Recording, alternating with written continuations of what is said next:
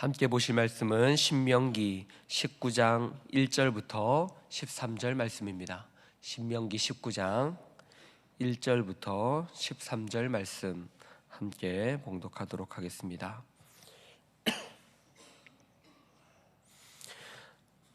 함께 봉독하겠습니다. 내 하나님 여호와께서 이 여러 민족을 멸절하시고 내 하나님 여호와께서 그 땅을 내게 주심으로 내가 그것을 받고 그들의 성읍과 가옥에 거주할 때에 내 하나님 여호와께서 내게 기업으로 주신 땅 가운데에서 새 성읍을 너를 위하여 구별하고 내 하나님 여호와께서 내게 기업으로 주신 땅 전체를 새 구역으로 나누어 길을 닫고 모든 살인자를 그 성읍으로 도피하게 하라. 살인자가 그리로 도피하여 살 만한 경우는 이러하니 곧 누구든지 본래 원한이 없이 부지 중에 그의 이웃을 죽인 일, 가령 사람이 그 이웃과 함께 벌목하러 삼림에 들어가서 손에 도끼를 들고 벌목하려고 찍을 때에 도끼가 자루에서 빠져 그의 이웃을 맞춰 그를 죽게 함과 같은 것이라. 이런 사람은 그 성읍 중 하나로 도피하여 생명을 보존할 것이니라. 그 사람이 그에게 본래 원한이 없으니 죽이기에 합당하지 아니하나 두렵건대 그 피를 보복하는 자의 마음이 복수심에 불타서 살인자를 찢쫓는데 그 가는 길이 멀면 그를 따라 잡아 죽일까 하노라. 그러므로 내가 내게 명령하기를 새 성읍을 너를 위하여 구별하라 하노라. 내 하나님 여호와께서 내 조상들에게 맹세하신 대로 내 징역을 넓혀 내 조상들에게 주리라 말씀하신 땅을 다 내게 주실 때에 또 너희가 오늘 내가 너희에게 명하는 이 모든 명령을 지켜 행하여 내 하나님 여호와를 사랑하고 항상 그의 길로 행할 때에는 이 셋 외에는 새 성읍을 더하여 내 하나님 여호와께서 내 기업으로 주시는 땅에서 무죄한 피를 흘리지 말라. 이같이 하면 그의 피가 내게로 돌아가지 아니하리라.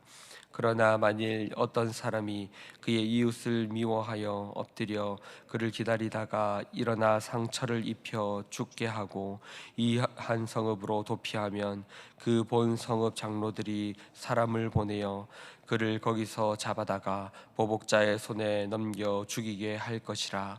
내 눈이 그를 긍휼히 여기지 말고 무죄한 피를 흘린 죄를 이스라엘에서 제하라.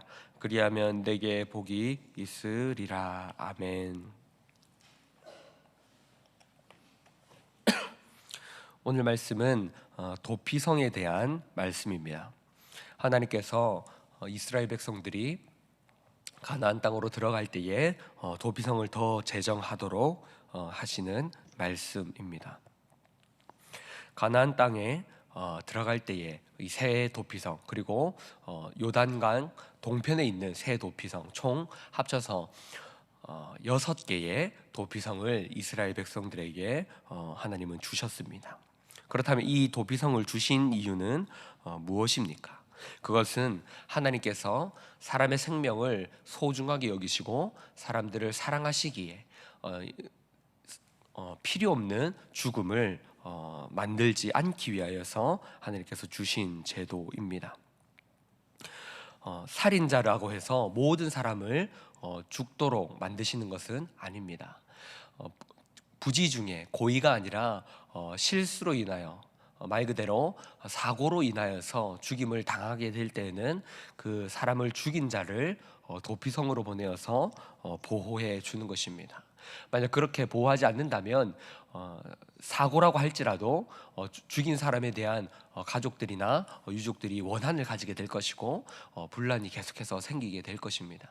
그래서 그런 것을 보호하기 위하여서 도피성이라는 것을 만들고 그 사람을 보호하게 됩니다.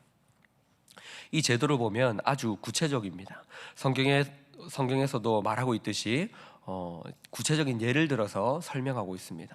산에 나무를 벌목을 하러 갔다가 도끼에 손을 딛고 도끼질을 하는데 그 도끼에 도끼가 날아가서 사람을 죽이게 된 경우, 이러한 경우는 어떻습니까? 전혀 악의가 없는 것입니다. 말 그대로 사고입니다. 이런 일을 통하여서 사람을 죽이게 되었을 때 그 사람은 살인자이지만 보호해 주어야 된다라는 것이죠. 그 사람에게 도피성으로 갈 수 있도록 만들어 주어라라는 것입니다. 근데 이 도피성을 만들 때도 구체적입니다. 너희가 하나님께서 주신 그 땅으로 들어갈 때에 그 땅을 세 구역으로 나누어서 너무 먼 곳에 그 도피성을 만들지 말고 세 구역으로 나누어서 그 구역마다 도피성을 만들어라. 그리고 그 길을 닦아서 도피성으로 가는데 어려움이 없도록 해라. 도피성을 만들었지만 그 길이 안 좋으면 어떻습니까? 갈 수 없습니다. 그러므로 길까지 잘 마련하여서 갈 수 있도록 하라. 너무나 멀리 있으면 그 도피성으로 가는 도중에 원한을 가진 자들이 찾아와서 그들을 도피성에 이르기 이전에 죽일 것이기 때문에 너무나 먼 곳에 만들지 말고 이 세 구역으로 나누어서 너무나 멀지 않은 곳에 도피성을 만들어라 라는 것입니다. 어떻습니까? 아주 이 도피성을 만드는 이 내용 자체도 구체적이고 그 사람을 보호하기 위함이 담겨 있습니다. 이것은 하나님의 성품과도 닮아 있는 것입니다. 하나님의 사랑이 많으신 그 공의로우신, 이것 또한 공의이겠지요. 잘못된 악의를 가지고 잘못된 실수함으로 사람을 죽였을 때 그 사람을 보호해 줘야 된다. 그 사람을 죽이는 것은 공의롭지 못하다라는 것입니다. 이것은 하나님의 성품과도 닮아 있는 것입니다. 도피성, 우리 하나님은 이렇게 잘못된 일을 통하여서 이 백성들이 좋지 않은 원한을 가지고 좋지 않은 방향으로 흘러가는 것을 원하지 않으신다라는 것이죠. 이 하나님의 백성, 하나님의 나라가 공의롭게 이루어지기를 원하시는 하나님의 성품이 여기에도 담겨 있는 것입니다. 우리도 이런 하나님의 성품을 늘 생각하면서 이 땅을 살아가야 할 것입니다. 하나님은 우리를 사랑하시되 공의롭게 그리고 인자하게 우리를 사랑하시는 것입니다. 그리고 사실 이 도피성은 예수 그리스도와도 닮아 있습니다. 살인한 죄인이 도피성으로 도망하여서 자신의 생명을 구할 수 있듯이 우리 역시도 예수 그리스도에게로 갈 때에 우리에게도 잘못이 있고 죄가 있지만 그러나 하나님 우리를 내버려 두는 것이 아니라 도피성과 같은 예수 그리스도를 우리에게 허락하셔서 우리가 살 수 있게 만들어 주시는 것이죠. 이런 것이 바로 하나님의 성품입니다.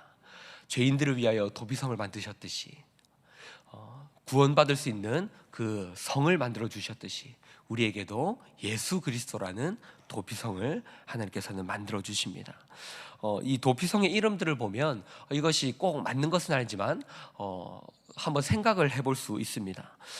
몇 이름들을 보면 이렇습니다. 게데스는 무엇이냐면 카도시에서 나온 단어입니다. 카도시 무엇입니까? 거룩이죠. 거룩은 누구를 떠올리게 합니까? 예수 그리스도. 또 헤브론도 있습니다. 헤브론은 교통과 연합. 또 누구를 떠올립니까? 우리가 연합되는 분은 누굽니까? 하나님께로 우리가 그리스도와 연합하여서 성령님을 통해 그리스도와 연합하여서 하나님께 나아갈 수 있죠. 또 이것도 예수 그리스도를 생각나게 하는 단어입니다. 또 도피성 베셀이라는 도피성이 있습니다. 베셀은 이 베체르라는 단어인데 금광석 혹은 요새라는 뜻입니다. 우리의 요새가 누구이십니까? 예수 그리스도. 이것 또한 예수 그리스도를 생각나게 하는 단어입니다. 람못, 이것은 고지라는 뜻인데요, 높은 산성입니다. 우리의 요새이시며 산성은 또 누구이십니까? 예수 그리스도. 골란은 기쁨이라는 뜻을 가지고 있습니다. 우리의 참된 기쁨은 누구이십니까? 예수 그리스도입니다. 이런 단어들을 살펴보면요, 예수님을 생각나게 하는 이 도시들의 이름의 뜻이 예수님을 생각나게 하는 단어들이지 않은가라는 생각을 해볼 수 있습니다. 이처럼 도피성이라는 이 존재는요, 예수 그리스도를 상징하고 있고 우리도 하나님의 성품을 나타내고 있고 우리도 이 도피성과 같은 예수 그리스도에게로 달려갈 때에 예수 그리스도 안에 거할 때에 우리는 구원을 받을 수 있다라는 것을 알 수 있습니다. 이처럼 다시 말씀드리지만 도피성은요, 하나님의 성품이 담겨 있는 것입니다. 하나님은 모든 죄인들을 미워하지 않으십니다. 죄인이라고 할지라도 하나님이 사랑하시는 자들을 하나님은 사랑하시는 것이죠. 하나님의 백성들을 하나님은 여전히 사랑하신다라는 것이죠. 하나님의 이 사랑을 우리는 기억해야 합니다. 하나님의 이 공의로우심을 기억해야 합니다. 하나님의 백성들 가운데에 분란이 일어나지 않도록 보호하시는 그 공의로우심, 하나님의 그 성품을 우리는 기억해야 합니다. 사랑하는 성도 여러분, 우리가 세상 속에 살아갈 때에 하나님의 이 사랑과 공의의 성품을 닮은 자로 살아가야 할 것입니다. 세상은 너무나 불의합니다. 공의가 사라진 시대 같습니다. 그리고 사랑이 없습니다. 사랑보다 나의 이득, 나의 부가 더 중요합니다. 나에게 이득이 된다면 다른 사람들이 고통받는 것은 전혀 개의치 않습니다.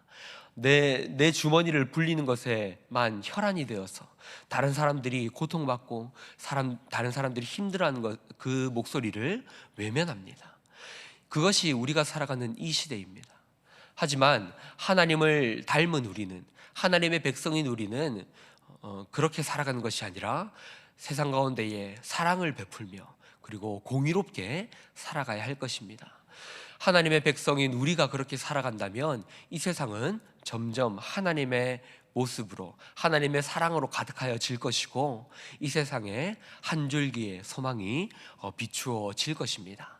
세상의 소망은 교회입니다. 그러한 이유는 오늘 말씀처럼 무엇이 옳은 것이고 무엇이 선한 것임을 알고 있는 자들은 오직 하나님의 백성들, 교회밖에 없기 때문입니다. 그러므로 우리는 이 사명감을 가지고 세상 가운데 나아가야 합니다. 세상 가운데에 이 말씀을 가지고 나아가서 하나님의 사랑을 전하고 하나님의 공의를 전하며 우리는 세상 속에서 살아가야 합니다. 세상 속에 살아갈 때에 그들과 똑같은 모습으로 살아가서는 안 되는 것이죠. 우리는 이 사명을 받은 자들, 하나님의 나라를 세상 가운데 건설하는 그러한 사명을 받은 자들임을 기억하고 세상 가운데 살아가야 할 것입니다. 하나님의 그 사랑을 기억하고 우리를 향하신 이 사랑을 기억하고 세상 가운데 나아가야 할 것입니다. 말씀을 정리하겠습니다.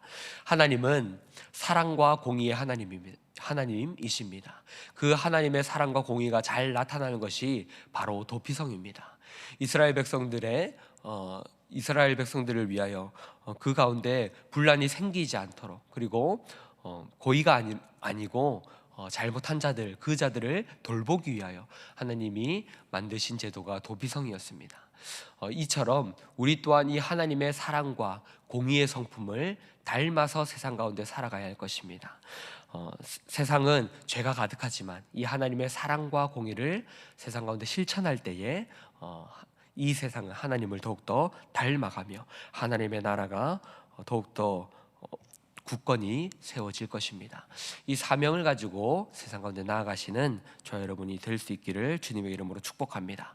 우리 들으신 말씀을 생각하며 기도할 때에 이렇게 기도하면 좋겠습니다. 하나님의 사랑과 공의를 기억하고 그리고 실천하며 살아가는 성도가 되게 하여 주시옵소서. 우리가 세상 가운데에 하나님의 사랑과 공의를 실천하는, 살아내는 그런 성도가 되기를 원합니다. 우리 들으신 말씀을 생각하면서 함께 기도하시고요. 앞에 보이시는 기도 제목들을 놓고 기도하도록 하겠습니다. 기도하시겠습니다.